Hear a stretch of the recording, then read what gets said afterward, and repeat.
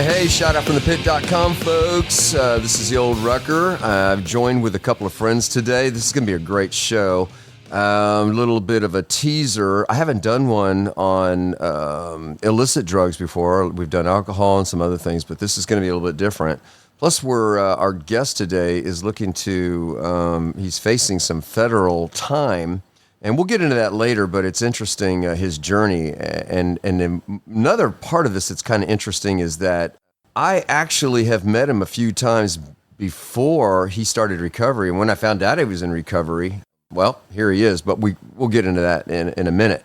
So, but joining me today is one of our founding tribe members for the podcast. Shout out. Shout out, everybody.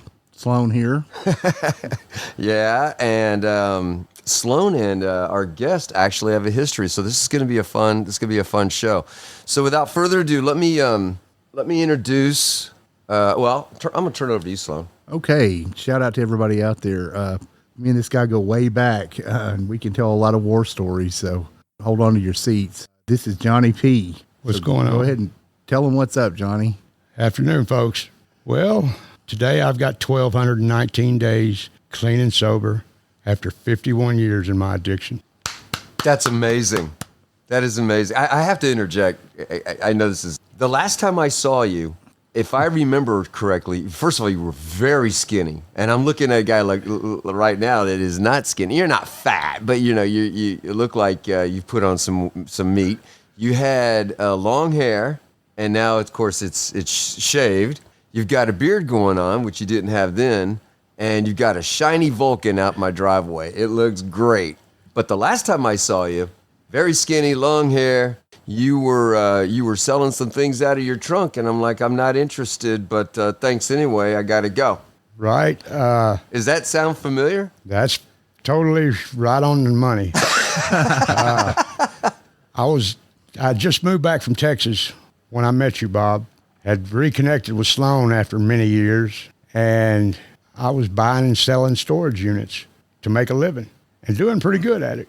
But that was just kind of a cover for the drug business. That's crazy. And so what was, Sloan, how did you guys meet? We met through a mutual friend of ours who I just heard the other day through Johnny is sober. Shout out to him. Really? Yeah, but we met, I don't know how long ago was it, Johnny? 25 years? At least, The better part of 25, maybe 30 years ago. And we were both on a journey, not a good journey. It seemed like, to me at least, Johnny was one of those friends that whenever he came around and we got together, we got into some crazy stuff. Can I ask for an anecdotal story? What's that look like? When you say crazy stuff, what's so many? How about cop shoes? Cop shoes. All right, let's hear it. I'll let you tell it, Johnny. We had got together one night, and I was going to make a dope deal, like always, out in the country here in Arkansas. Took Sloan with me because it was raining, and I was riding my bike. I said, well, I'll just leave the bike at home, and we'll take off. So we go way out in the country, and I walk in, and these guys were literally going to rip us off, I think. That's what they had in mind. Yes, there was a very dark aura to that place. And they didn't want to do anything with the dope. Thought we were cops. And I said, we're not cops. He said, look at his shoes. He's got on cop shoes. Was it about Sloan? Yeah. Yeah, and I bought a new pair of, I thought, really hit shoes. They were squared off at the front, and they were really popular for a time. And, yeah, those shoes almost got us killed. They were popular in certain audiences. Yeah, okay. But you got to understand, Sloan was a banker. He worked at a bank. Right. So he was dressed the part, Yes. wearing nice clothes. We're all a bunch of long-haired hippies doing dope, and they didn't know what to think about him. And I said, look, he ain't a cop. Leave him alone. And they didn't realize it, but they were fixing to rip us off or something, and Sloan put a stop to it. I won't say how, but he ended up running them out of the house. Wow. Yeah. Sloan, I hadn't heard that story. Some of these stories are so far-fetched you'll think they're lies, but I promise you they're the truth. You can't make this stuff up. No, and that's where I look back and say there had to have been some kind of a guardian angel on my shoulder or something, because we could have just as easily been ripped off or shot, or I mean, these people were not in their right minds. Wow. Who is when you're doing No, dope? and we weren't Right. either. Right. But they were, I think, even a level beyond us. Yeah. And I could just feel the darkness, Ooh. the spiritual heaviness in the room. And you look at these people, you look in their eyes and think, man, do they have a soul? You know, and I'm sure they were probably looking at me thinking the same thing, but we got ourselves into some situations. You know, another quick one, I remember, that might have been that same trip, Johnny, because we were in my car, and Johnny said, man, I've got quite a lot of dope on me, so be careful. And of course, that made me nervous as a cat on a hot tin roof when I saw how much he had. So we pulled through McDonald's. Can I ask what that looks like? I'm sorry. When you say a lot of drugs, what are we talking about? I don't know. It looked to me like, a big packet of big Ziploc bag full of meth. A kilo. A kilo, maybe. Okay. And just for, you know, because I don't know a lot about drugs. Okay. So I had to look some stuff up I'll get into a little bit. But when you say kilo, street value, what does that mean? At that time, it was probably about $6,000. Okay. So $6,000 at that time. What is it now? You know, I've been out of the business for 3.5 I couldn't years. tell you either. Thank goodness. I don't know. I see all the time Border Patrol, Coast Guard busting all these ships and these shipments coming in across the border, and they found 190 pounds of ice worth $32 million. Wow. And I'll stop and do the math on it and go, that puts it at $18,000 a pound. Is that how much it's going for now? Wow. You know, and I'm like, that don't even sound right. They probably overestimate their Right. dollar values. So let me ask a kind of a similar question. But so in the eyes of the law, you stand in front of a judge, you get caught with a kilo. What's that looking like for time? Well, as you said before, I'm facing federal sentencing. I've been facing it. That's what got me in the situation I'm in and got me clean and sober. I rolled busted 3 times. The last time the feds rolled in on me, got me with 28 keys, about 5,000 Roxy 30s. What's a Roxy 30? It's an opioid. And these were the real Roxys, not the pressed fentanyl stuff that you get now. So people that are into the drug world would understand Roxy 30. Right. Okay, great, because I'm oblivious. It's just a pill. Okay. An opioid, but And you had how much of that with you?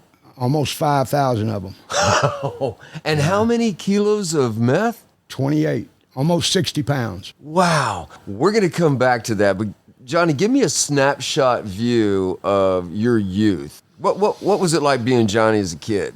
Hell raising, partier, riding motorcycles my whole life. So from your earliest memory, was you just a wild guy from your earliest time? Yeah, pretty much. I started getting high in 1970, June of 1970. So you're 7? 7 years old. Back then, that was the thing to do. Everybody was smoking weed. By the time I was 13, I was drinking.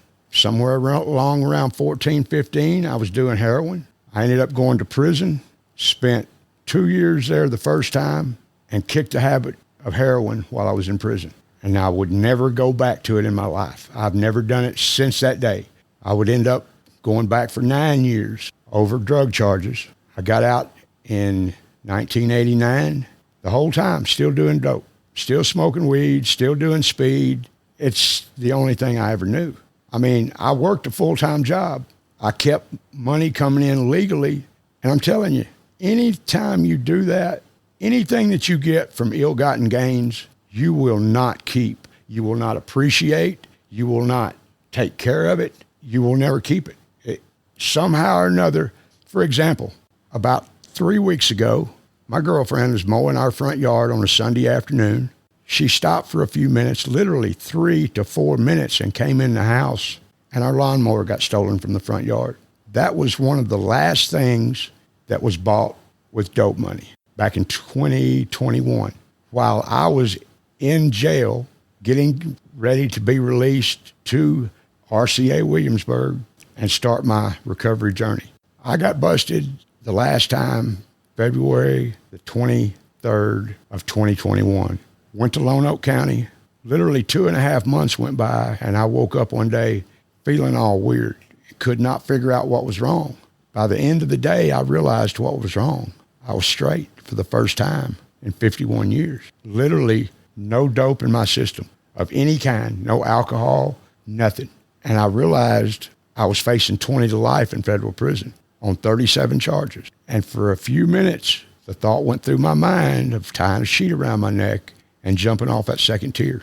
The only time in my entire life I've thought about killing myself. What changed, what made me realize I wasn't going to do that, I was going to face whatever it came, was that night I got a Bible in the commissary. And I started reading the book of Job and everything he had been through, lost everything, but he never denounced the Lord.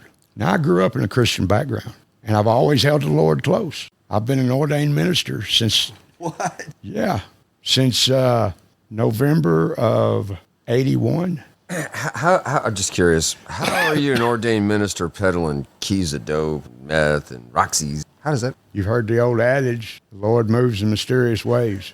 I've also heard of chinos. You know what chino is? Christian in name only. So, we say we're Christians, but we don't walk the walk. Right. Yeah. Okay. Well, I decided that day I was going to walk the walk. I was going back to what I was raised on, and I knew exactly what I needed to do. And I started by repenting, asking for his forgiveness, asking him to show me his will in my life, not mine. And that's what I still do today. I don't really like telling war stories. People look at you like, oh, whatever, Well, like I said earlier, you can't make some of this stuff up. But for me to get where I was at and realize I'm facing 20 to life at 58 years old, I'm fixing to be 61 in August. My court date's coming up July. I'm down to one federal charge, conspiracy to distribute methamphetamine over 500 grams. That's a miracle. Look, I signed off last July, accepted responsibility, pled guilty to it, signed off on 7 to 10 years. That's the Lord moving in my life for me not to be facing 20 to life. No doubt, no doubt. So Johnny, I've got a couple things here. One, I am reflecting about when I saw you last. Like I shared when you showed up here. I didn't even recognize you. Had it been, I think it's about 7 years ago since I've seen you. Had it been then, I would have known you if you looked like that now. And I remember when I saw you then that I told Sloan, hey man, you might want to pick your company. Now, I did not know the history y'all had until today. I just thought you were all over acquaintances. But I remember telling Sloan, I think you might want to pick different company, brother. And now I'm hearing this. I'm like, what? And that's not the first time I heard that about Johnny. He probably heard it about me too. So, Yes. Many a times. Yes. From our mutual acquaintance. I ran into him again a couple of years ago. Since I've started my sobriety, he was still smoking weed. He's gone through cancer, leukemia. You're talking about somebody else. Talking about somebody else. Yeah. Okay. And he finally put the weed down and doesn't do anything now. He goes to church. He works for the church, just like we are. I'm trying to lead anybody I can down that straight and narrow path to God Almighty for their salvation. Wow. Amen. When Sloan, I don't know, it was a couple of weeks ago. I don't know if we were having coffee or what we were doing. Obviously, Sloan is part of a large group of guys we call the Tribe, and you'll hear that a lot on this show. I'm a mouth, kind of like maybe the lead mouth, but there's a bunch of us that contribute to the show because none of us are pros. We're a fledgling group. We're just trying to do what you just said. We're trying to get the message out. In your case, yours is through your higher power you choose to call Jesus. Some others, have different higher powers. We really don't care on this show. What we care about is that they get off that path of destruction. And if somebody out there is listening to this show and they can identify with your story, that's awesome. That's all that matters to us. However, so Sloan tells me, yeah, Johnny came by the house. And of course my flags go up right away. I'm like, oh man. Oh no. Cause like Sloan's been on this journey for a minute, he's doing great. And we, not for nothing, Johnny, not that we don't love you or Sloan doesn't love you, but we kind of forgot about you, we've moved on into a path that we're on now, right? Right. So when he says that you showed up to the house, my flags go up. I'm like, what happened? Why don't you guys tell that story? Because it's kind of entertaining. Sloan? Well, okay, so I hear this big rumbling motorcycle pull up, and I opened the door, and I looked out, and it's Johnny, and I got a little bit of an adrenaline rush, and I stepped out the door, and I said, man, how the heck are you? Johnny said, how the heck are you, brother? And he did have a different look about him. And the first thing I blurted out was, "I'm in recovery, man. I'm sober 2.5 years." And he said, "I'm sober too." And it was like a big relief because you never know. Well, wait. When he said he was in recovery, what was going? Were you like, really? Oh no, I believed it. You did? When I Well, saw look at him. Yeah. When he walked up the steps, I knew it, and we gave each other a hug. And I said, "Man, for all the stuff we've been through, To have made it to the other side, it is a miracle." That's God's hand at work, man. It is.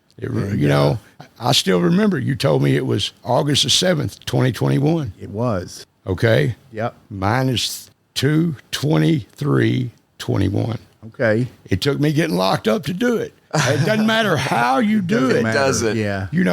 Whether it's AA, NA, CA, CR, which I like CR myself. It's a faith-based group. And I've really needed that because that's who's led me to this path. That's who I call my higher power, is the Trinity, the Father, Son, and Holy Ghost. Yes. I'm overwhelmed, man, hearing you talk like this, because I mean, it's hard for the audience to see what I saw. It's hard to build a picture, but you were in that vehicle and you had a lady with you. It's definitely not the same lady you're with now. No. And I was just like, this is the vibes that come off then were like you described earlier, a dark aura, and the vibes now. As soon as my dog went up there to greet you, and everybody kind of knows Danny here's got like a sixth sense. What I mean by that is I caught a guy. We were on a walk, and I caught a guy coming out of somebody's house, and I didn't know those people intimately, but I knew he didn't live there. And he had some stuff in his hand. I said, "What are you doing?" And he said, "Oh, I bought this stuff earlier." I said, "No, you didn't." And he bowed up. I thought, well, we're going to throw down here. My dog, as big as he is, hey, folks, my dog's half Pyrenees and half Golden Retriever. He's a big boy. He ran away. He's never done that. So he has a sixth sense for violence, danger, ugly. But you weren't even off your bike yet, and he was trying to get up on there with you. And I was like, okay. So you are a different person today. God bless you. That is awesome. I'm very, very happy for you. Thank you. So let's talk about you both of y'all got 6 months apart in your journeys here. Okay, so you got clean in jail. Thanks for sharing that, by the way. I can't even imagine. I've gone through my own little short stints, but I've never been sentenced. Okay. So, but we've done a couple of shows with people that have been sentenced, and they've shared that with us. And I just always say to myself, that's amazing that you come out of there and statistically you don't return, because we just heard a story last night. Yeah. Yeah. We just heard a lady story last night where she was with over 100 ladies in the prison, and she's going to be doing a show with us July 11th, by the way. And she stood up. She was told to stand up with 4 of the ladies, or 5 ladies standing up out of this group of 100 plus.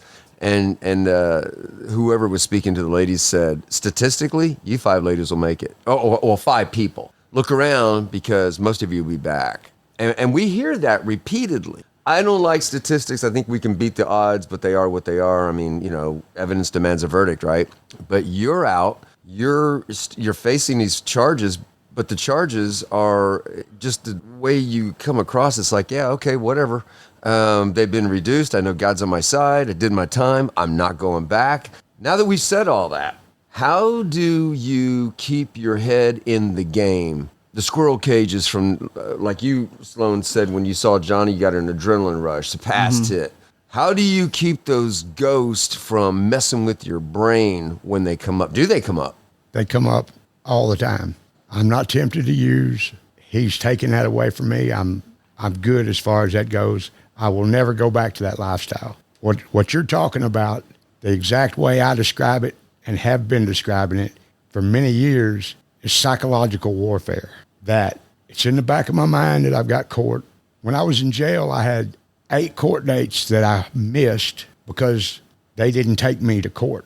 Finally, the federal judge said, look, if you don't take him to court, we're going to hold y'all in contempt. So that 9th court date, they finally took me. She agreed to release me on pretrial to a rehab.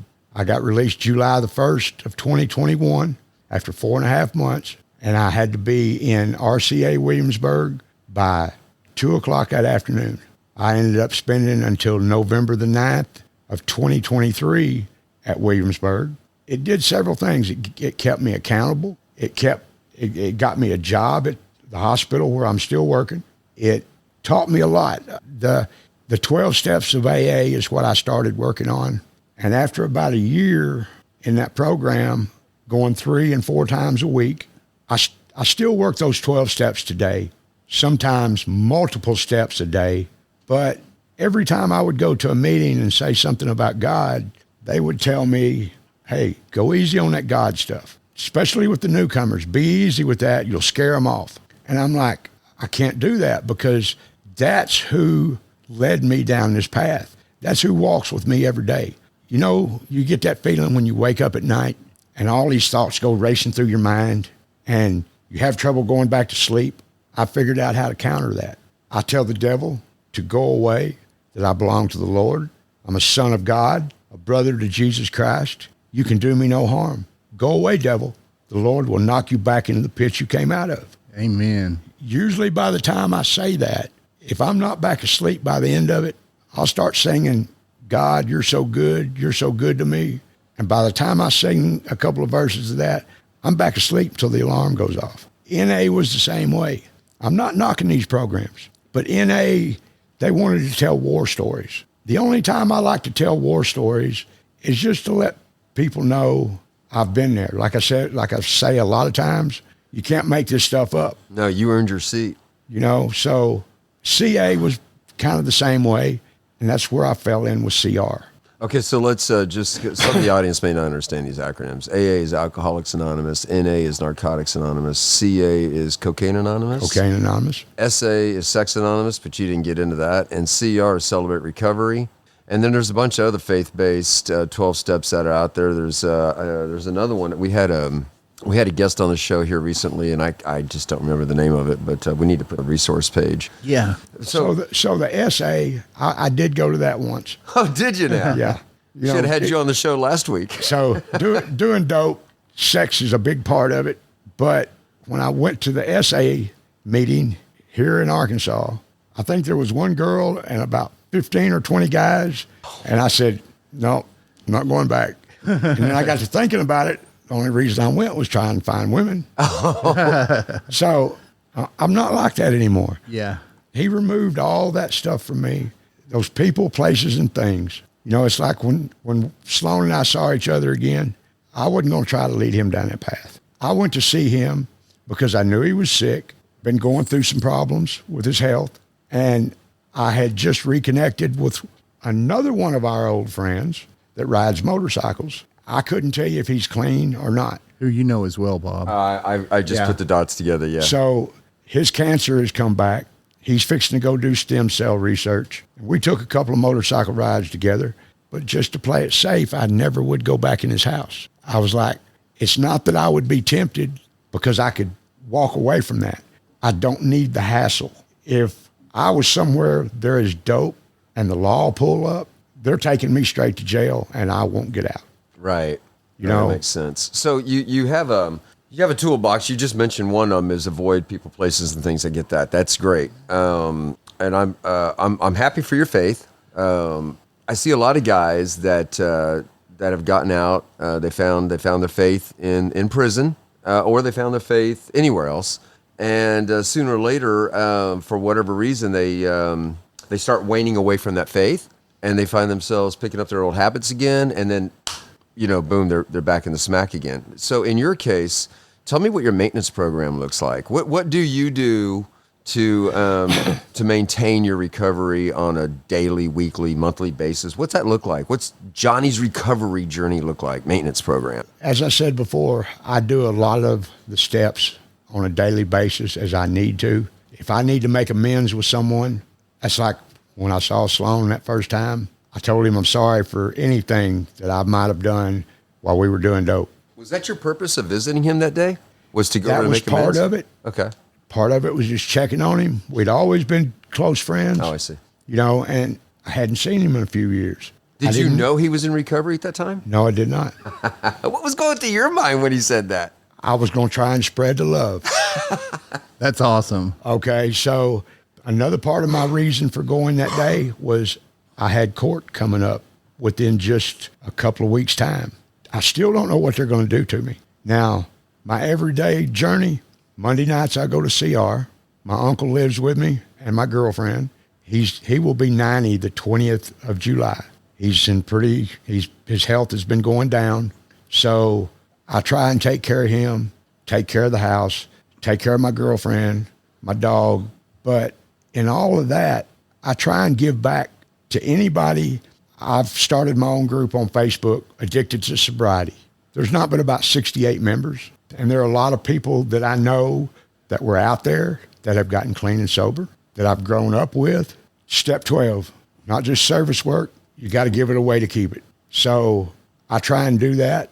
I get on some of these other groups that are on Facebook, and I'll talk to anybody that says something or asks something, or I'll answer it, whatever the question might be, and try and tell them what works for me. Not how they should do this. I tell them what worked for me. Everybody's journey is different. You can't just tell somebody, well, you got to do this. You got to go to rehab. You wait till you get locked up. No. What happened to work for me was getting locked up. It took me away from those people, those places, and those things. And it kept me there long enough that I was able to get clean and sober. And once I got clean and sober and reality hit, I knew I had been through rehabs all my life since I was a kid, since the 9th grade in school, but I never worked the program. I'd gotten busted in 2018 with a half a gram of dope, all because I had it in a candy wrapper. Police come running down the road. I take a left. I threw it out the window, looking in my mirror, and I didn't realize that it blew back in the car. Cop told me, step out of the car, and I said, man, I'm too messed up. You get in. He did not like that. They drugged me out the passenger side of the car, put a dog in my car. Took them about 20 minutes to finally find the half a gram of dope on the rocker panel when you open the door. It had slipped down there, and there it was. He said, gotcha. So that ended up getting me 5 years probation. 2.5 years into that 5 years probation, I got busted again, which if you're still around those people, those places, those things, that's exactly what's going to happen every time. And I realized in jail, I'm tired of this. I've been doing this for 51 years. It's time to get away from it once and for all. AA guided me on those steps of what I needed to do. I remember the first inventory I did. I wrote out about 16 pages. Took me a couple of weeks. I got it done, told my sponsor about it, and he said, well, let me see it. And I said, I burn it. I can't let you see it. And he said, well, you got to do it again. I was like, what? He said, you got to share it with somebody. Even if it's not me, you got to share it with somebody. Okay, so I sat down and I wrote my inventory out again. And I came up with like 23 pages. And I handed it to him, same guy. We sat down, drinking coffee one day, talking. And he read through it, and he goes, that's not so bad. And I went, really? No, man. I said, so what do I do with this? He said, whatever you want to. So I walked over to his barbecue grill and lit it. He said, you really going to burn it? I said, yeah. I said, there's a lot of things in there I really don't want anybody to know, especially being in the federal system. And there's a lot of things. He said, well, you've admitted it to yourself, to God, and to someone else. There you go. Now, I don't write a lot of things down. And my girlfriend's really amazed by that. I keep it all in my head. And I don't know if it's a trust issue or I'm a pretty good writer. I mean, I can sit down and write something out and make it good. So I got to thinking about it. My next step in recovery, Sunday this week, I sent off my application to be a peer recovery specialist. Sent the background check, my high school transcripts, answered all the questions. I'm waiting to hear back on that. I try and share with anybody I can. I've got a lot of resources as far as meetings, people. RCA Williamsburg helped me a lot. I went like 5 months of that last year getting weekend passes from Christmas until May, until I ended up with my 4th PO. And he was like, probation officer, he was like, you're getting weekend passes. You're not. I said, they're coming from your office. The okay. He said, don't take any more. I'm like, what? So I spent from May till November of that year of 2023 waiting for all this to come about. My attorney didn't have anything to do with it. I ended up with my 5th probation officer, who happened to be my very first one. And she said, I've been doing this about 14 years. I've got about 300 to 400 clients that I see every month. She said, you're the second one I've ever done this for. I'm getting you released to go home. And I was like, really? Well, she called me the next day and she said, you can pack your stuff and go. And I went, all right. Because feds had told me I had to stay there until my court date. That was in November the 9th when I went home. I was there at 6 o'clock that morning from work, paid them like $27 that I owed for my rent that week, and I already had all my stuff in the car ready to go. He's like, since I've gone back over there and talked to them a couple of times, to the in-house guys that are there for their first 30 days, and shared my story and some things that would help them. So February come around this year, and I have to take and call in 5 days a week to do a drug test. I've taken 60 federal drug tests, passed every single one of them. Well, when you come home from pass, you have to take a drug test. So I was passing those drug tests. I called my PO one morning and I said, hey, I couldn't get through on the Codaphone to take my drug test. She said, oh, I meant to tell you, I took you out of the system. We're way past that. And I was like, okay, cool. So what do? She said, well, when I come see you, we'll do it then. I went, okay, fine. Well, she called me the first week of March and said, hey, I'm putting you on unsupervised probation until your court date. And that could be up to 2 years. Well, it's only 6 months. Well, that was March, April, May, June, 4 months. And my court date's coming up. I guess it's coming up. They've done passed it off so many times. All I can think is that's God taking somebody out of my way or putting somebody in my way to help me out. Johnny, when you go to court, you're still facing one federal charge from 37, which is a miracle. What's the most time you think you could get out of that one charge? I actually signed off when I accepted responsibility and pled guilty back July the 27th last year. And the guidelines fell 92 to 121 months. That's 7.5 to 10 years. That's a hell of a thing to be looking at. Fixing to be 61 years old, thinking I might have to be 67, 68 years old before I get out of prison. But it's a very real possibility. Yes, sir. You could go. And your feelings about that are? I really don't want to go. I'll accept the responsibility. I did do the crime. I will do the time if that's what it takes. I'm praying, and I'll just say it the way I say it every day. Lord, I pray you'll put it in the hearts, souls, and minds of the prosecutors, the judges, the attorneys, the probation officers, and the investigators. I pray you'll put it in Miss Baker's heart, Miss Gardner's heart, my attorney's heart, and a young lady named Erin, who I have since met and found out she is an advocate for the federal court system. She's going to try and do the same thing my attorney's been trying to do and get with the prosecutor and the judge and get them to drop these mandatory minimums, which is the 92 to 121. If they'll do that, it would be at the judge's discretion on what kind of time I get. Might be 2 years, might be 3, might be probation. I've got about 10 people that are going to court with me. One of them is a nurse from the hospital that we've become good friends, ride together. I've got an 85-year-old man that's got cerebral palsy that's a leader in the CR group that works for DHS, going to go to court with me. The assistant pastor of the church, who is also a CR leader, he's also a retired appeals court judge, is going to go to court with me. Not to mention several other people from church and from CR. I've got about 30 character reference letters from people at the hospital. I'm going to take my application up there and explain that if you are going to lock me up, will you give me time to get this program?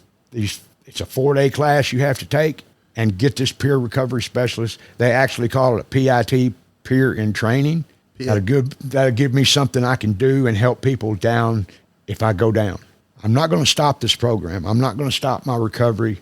As I've said, I'll never go back to that lifestyle. I'm done with it. I've had my fill of it. The first time I ever got to drive, after about 6 months, I bought an old bomb car, and I said, well, let me drive it and see what it's like, So I drove it over to the gas station over off University here in Arkansas, and there's a cop sitting in the parking lot. And I didn't have a driver's license at that time. And I started freaking out, and I was like, what am I freaking out about? The only thing it is no driver's license. I don't have any dope on me. I'm clean. What are they going to do? Write me a ticket? So what? Of course, I didn't get pulled over or anything. I ended up buying the vehicle. I've bought 4 vehicles since then. Every one of them, even the 2017 Lincoln I bought, the motor blew in it. The first one I'm talking about was an old Explorer, and it ran good, but only one window went down halfway, and it was coming up on summertime. Please don't tell me it was Dora the Explorer. No, it wasn't Okay. Dora the Explorer. No. Okay. You know, that That's vehicle, a whole nother story. that vehicle ended up getting stolen down in Texas. Really? And come to find out, I found out who it was, and he drove it to New Mexico and got busted in that vehicle. Wow. So it's liable to be sitting out in the desert somewhere in New Mexico. It probably is. Oh. Okay, please continue. I'm sorry. I just had to interject. No, that you're good, man. That's what I want to do with the rest of my life. I figure if I can help other people get off the dope, lead them back down that straight and narrow path to God Almighty for their salvation, for His glory. That's what I'm supposed to be doing. Isn't that what we're supposed to do as Christians? You know, show people. I get a chance all the time to talk to people in the hospital. I'll pray with them. I get to see some of the worst things you could ever imagine, from gunshots, just my personal friends. I call friends, people I've known my whole life, from 17 to about 67 or 68. In the last 3.5 years that I've been clean, I've seen almost 30 people that I knew die from overdose, from all walks of life. It does not discriminate. And I like to say it's not an epidemic anymore. Everybody says this drug epidemic. It's not an epidemic, y'all.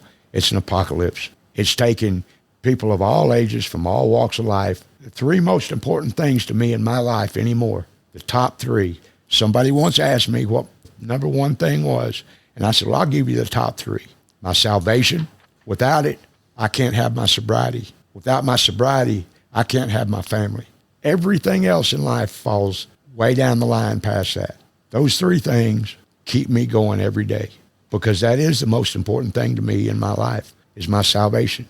I want that more than anything else. And you don't really start thinking about that until you've got more years behind you than you do in front of you. You know, that starts hitting home. Johnny, I can attest to that. Of course, we didn't know this about each other, but you're an old man. You're 18 days older than me. You are old. That was kind of a trip when we were talking before the show, and because you don't look my age. You don't look 60. Hey, dude, I wouldn't have thought you were 60. Aha! Hey, you want another Dr. Pepper or water? Hey, I went online because I don't identify. I identify, of course, with a lot of illicits. I've got my own history, but meth isn't one of them. Not that it. What do we say? It's a yet, right? I just never crossed paths with it. So I needed to know a little bit more about what you guys were. I've heard a lot about meth. I mean, meth, fentanyl. I hear it all the time, but I really don't know what I don't know. So I went online and I thought, what is the big deal about meth? So here's just a couple things I read. So someone using meth, may experience a temporary sense of heightened euphoria, alertness, and energy. This is because meth increases the amount of dopamine, a natural chemical in the brain. Dopamine is involved in body movement, motivation, and reinforcing rewarding behaviors. Meth rapidly releases high levels of dopamine into reward areas of the brain, making people want to continue to use meth. Full stop. I'm like, hey, I want some of that. I mean, just No, on you the don't. surface. Well, You don't, I promise. I'm going to go there too, but I'm reading that. I'm like, huh.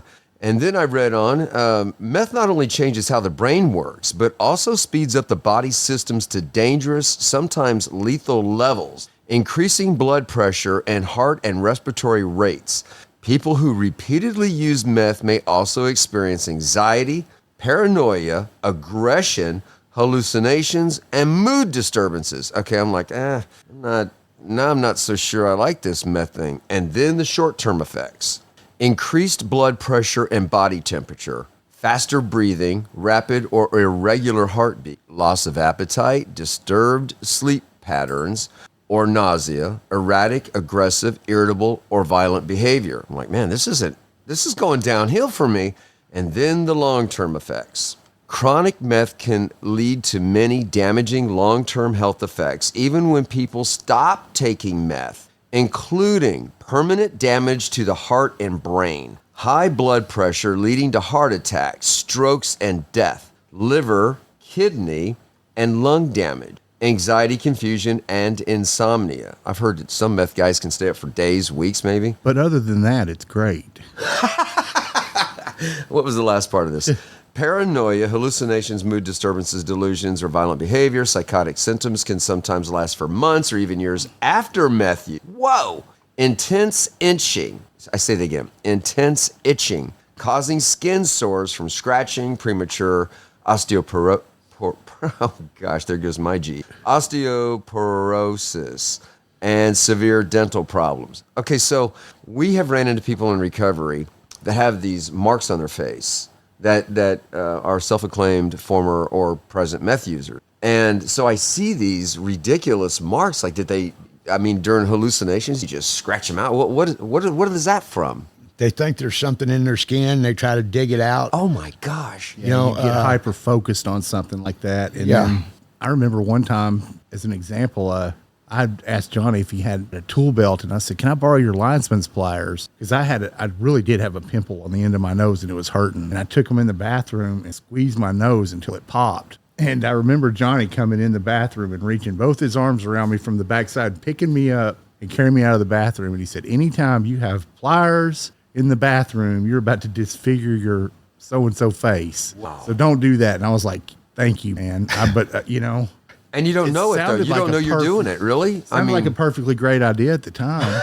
Because, it's a hallucinant. You're hallucinating? You're not necessarily hallucinating, but you're not in your right state of mind. You're so heightened that when an idea, for me at least, would come into my mind, I would think, yeah, that's a great idea. And then I would go for it, and I would be hyper-focused on it to the point that I didn't think, well, maybe carrying a set of linesman's pliers into the bathroom to squeeze my face might not be the greatest idea. It still blows my mind, as you had mentioned earlier, your banking background as a meth user. And then instead of going to a dentist, I know we're sidelining for a second. Did you hear about this? Yeah. Sloan? I JB welded a tooth. But that's all right. It was in the back, and if they just made that JB weld white instead of black, it would be better. Oh my gosh. Okay. Yeah. So the last thing is on the meth thing, I wanted to know about statistical overdoses. And so, we hear about overdosing from illicits regularly on the radio, but I don't identify because I just hear it. And, they always throw percentages out. So this, I went to several government websites, and so drug-related deaths claimed almost 108,000 lives. This was as of 2022. 108,000. And we're talking about just in the U.S. And that was from the CDC. Fentanyl and other synthetic opioids are responsible for approximately 70% of lives lost. Meth and other synthetic stimulants are responsible for approximately 30% of deaths. So we're looking at 35,000 people. That's the population of some cities around here dying in America from just meth. And I listened to your story, Johnny, and, you had this wild seed in you. You were raised in a Christian home, started off getting high. Next thing you know, you did some heroin. You did everything. Nobody ever tells us, hey, you could be a statistical death. And if they did, because, I had my own journey, I wasn't ready to listen to that. No. So that brings me to this. You had this epiphany after multiple rehabs. I don't know do you even know how many you went to? I lost count. Over a dozen? Probably real close to that. Good night. Okay, from Jest House, the very first one I went to in Little Rock when I was in the 9th grade, to Bridgeway, several different AA groups. Yeah, I've been through a bunch of them. So it culminates with, again, I'm reflecting on your journey here. So you didn't have an epiphany at those times. In fact, when you got out of them, it wasn't long before, even after you did your first 2-year stint, right, in prison, you were right back out. But this time, no more heroin. So we're going to do some controlled drugs, but we're still drugging. We're still leading a life of infamy.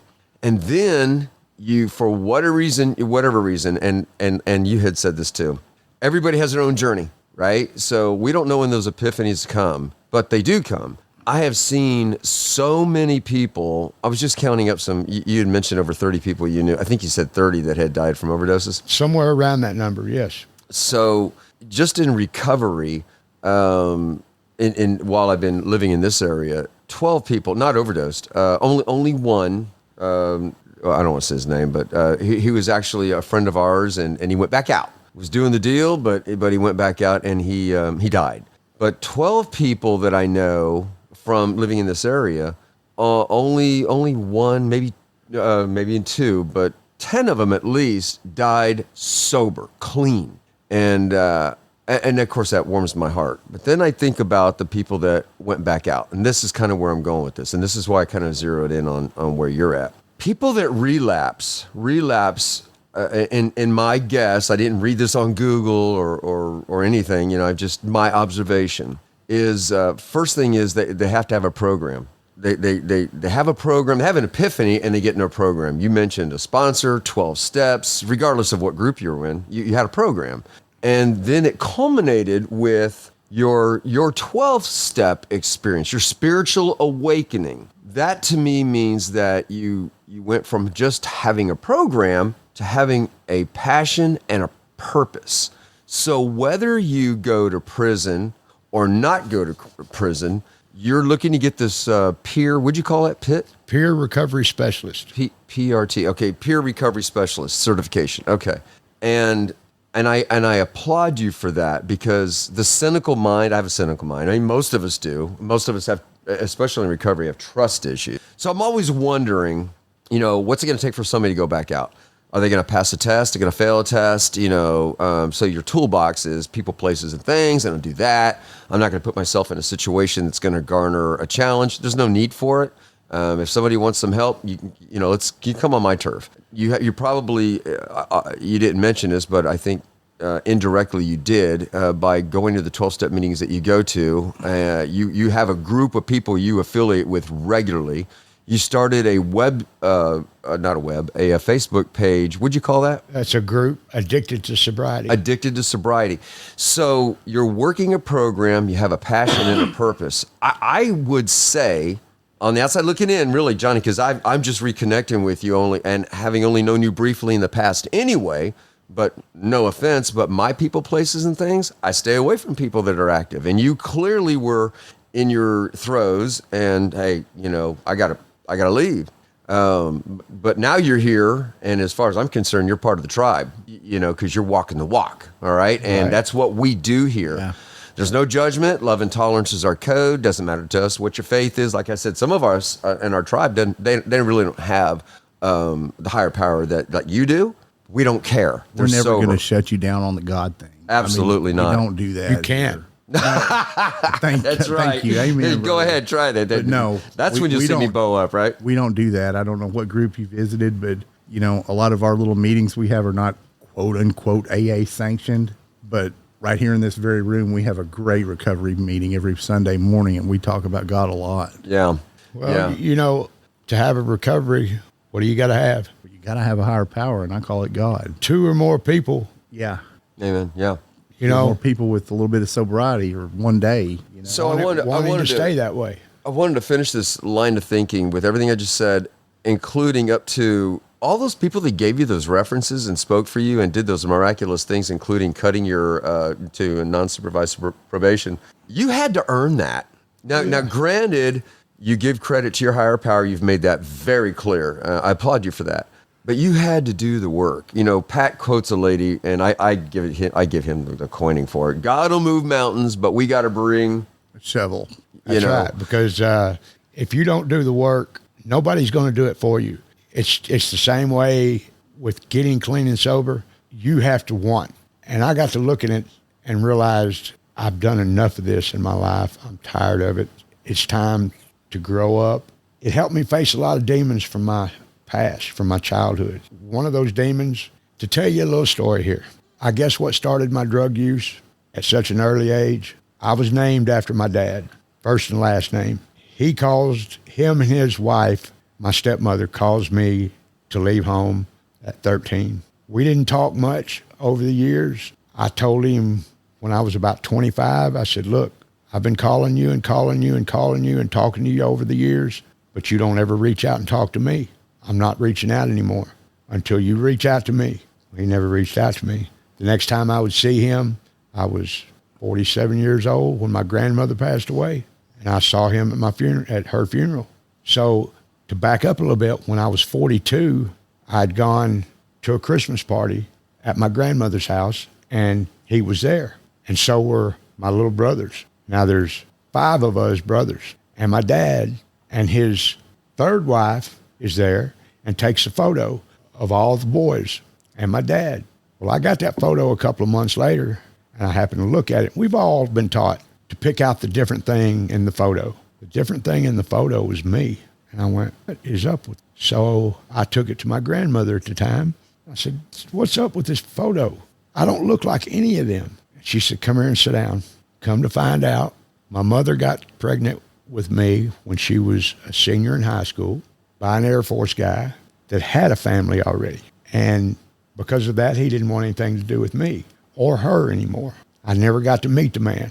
Turns out in 2011, I was living in Texas, had been down there for a few years, and the girl that I was living with found out she was adopted and found her biological father. And it got me to thinking about mine. So I decided to look him up, and I found an obituary. He had been living less than 60 miles from me in Texas, and he had passed away a year and a half before that. So I never got the chance to meet him.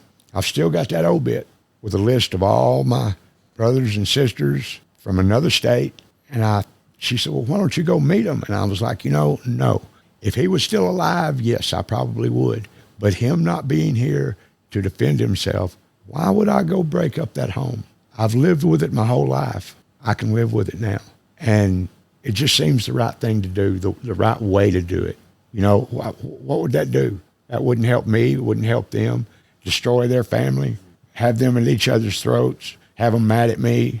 So there I've got my biological father.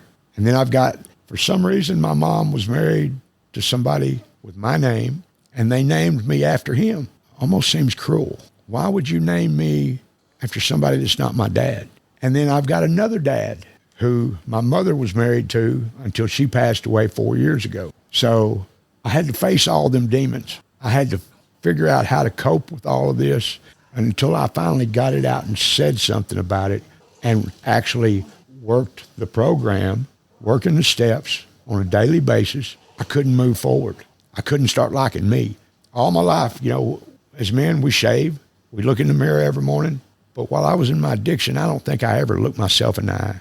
I know I probably did, but I don't know what I was seeing, if I was seeing anything. Now I can look myself in the eye, and I like what I see. I like the person I've become.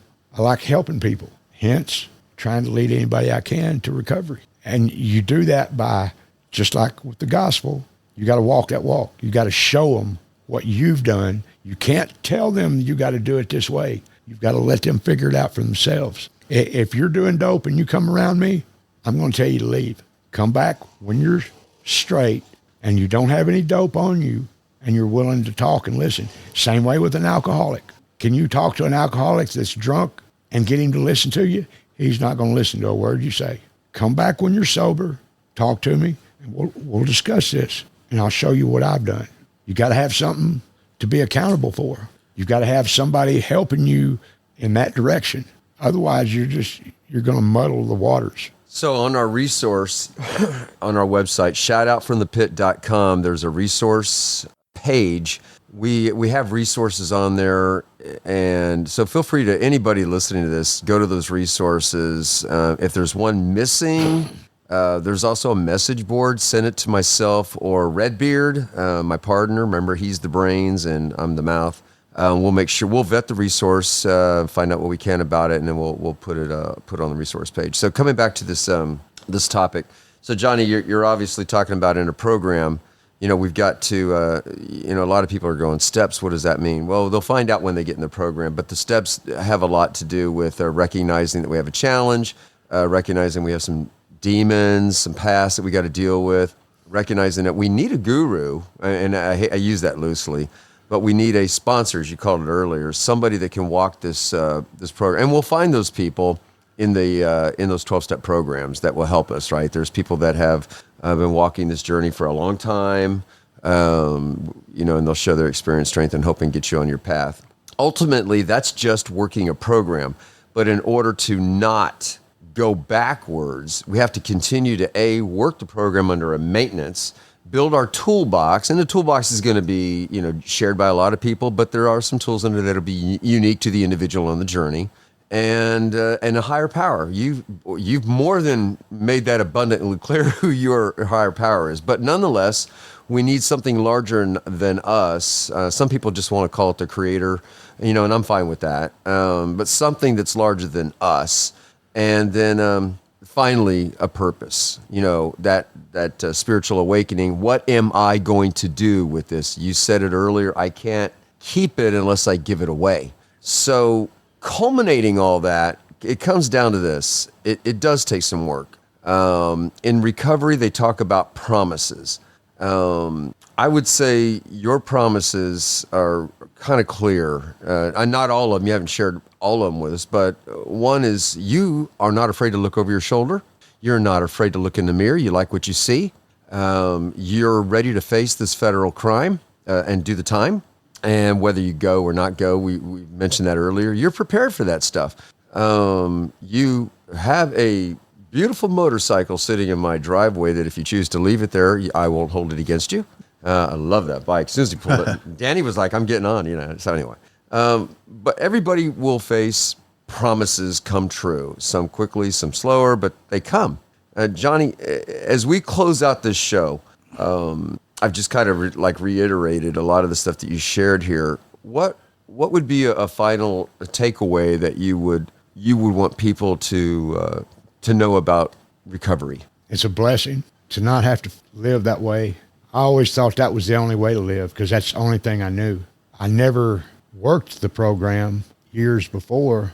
It took me getting locked up to get clean and sober. Once I did get clean and sober, I realized I didn't want to keep living that way. If you work it, it works if you work it. It's not going to be easy.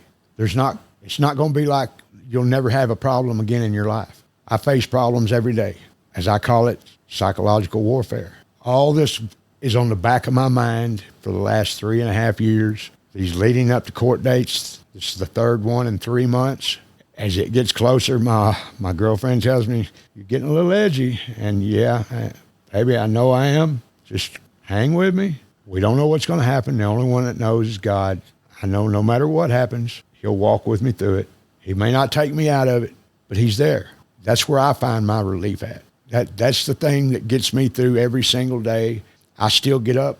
The last 3 years since I've gotten this job, I get up 4:30 in the morning. I spend an hour and a half meditation and prayer, kind of getting my mind right, drinking my coffee, go to work, get off. First 9 months that I worked this job, I worked 7 days a week until my boss came to me and said, look, you've worked 237 days straight.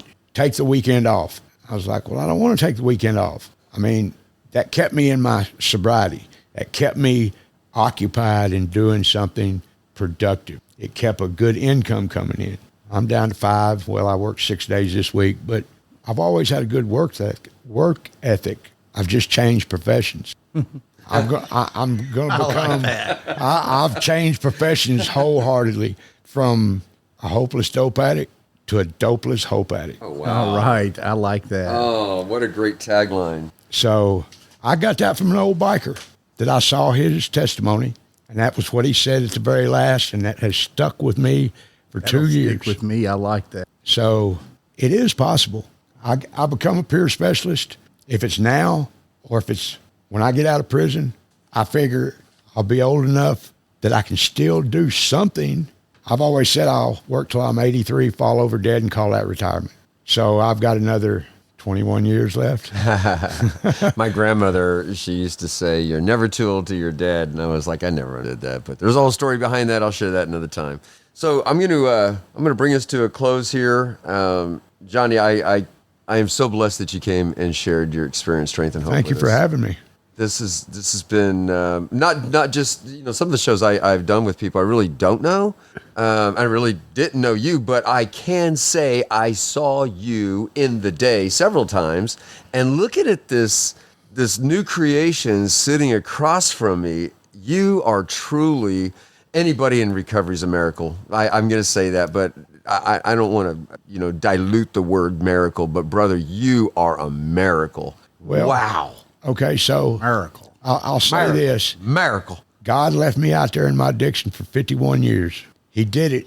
He allowed me to do it because we have free will. So I would get the experience to be able to help people. Wow, that's great. So I look at it as like job experience, 51 years. Okay. I might not know how to be a peer specialist, but I've got the experience in addiction, and I can help you on your path. That's right. That's right. Johnny, God never wastes a hurt. No. So everything that's happened to us, we can use for the better. That's right. And those of us that have gone through these trials that we have, for some reason, I noticed that they are more immersed, harder in doing things for people. Whereas, some people, just normal people that don't have addictions or challenges like what we've had, they help people. I mean, because that's just their good natured way. With us, it's almost like a command. We have to get out and do something. So I've noticed that across the spectrum of people in recovery. So the largest takeaway, folks, for whatever that will be for you as you listen to this show, share that with us on a message board. We're going to start posting those messages here in the near future. Remember, we're a fledgling show. Thanks for showing us grace. We have not yet put up a link for donations. Thank you. We've gotten a lot of requests for that. Redbeard and I both agreed we need to have a quality show before we even ventured that far. So we have some sponsors in the wings. We've got some people that want to donate. I thank you in advance. We are using some older equipment. Our goal is to wrap an old Magic school bus up and take it on the road and capture stories. We've got a lot of plans, and we need to update this equipment. It's not as old as us, Johnny, but it's old. So remember, folks, you are not alone in whatever you're facing. You're just not alone. And I know if you've listened to this show and you're already in a recovery journey, I hope you got a nugget from here that will strengthen your journey. If you're still wrestling with the demons out there, you don't have to. You just don't have to do it. Go to our resource page, hit us up on the messenger, do what you got to do. If that epiphany is there and you're ready to give it up, give it up. You're not alone. And I don't want to sound so, what's that? You guys even throw it at me now. When I say this, I'm very serious about it. But if nobody's told you they love you today, we love you. So with that, God bless you and have an outstanding recovery day. Peace out.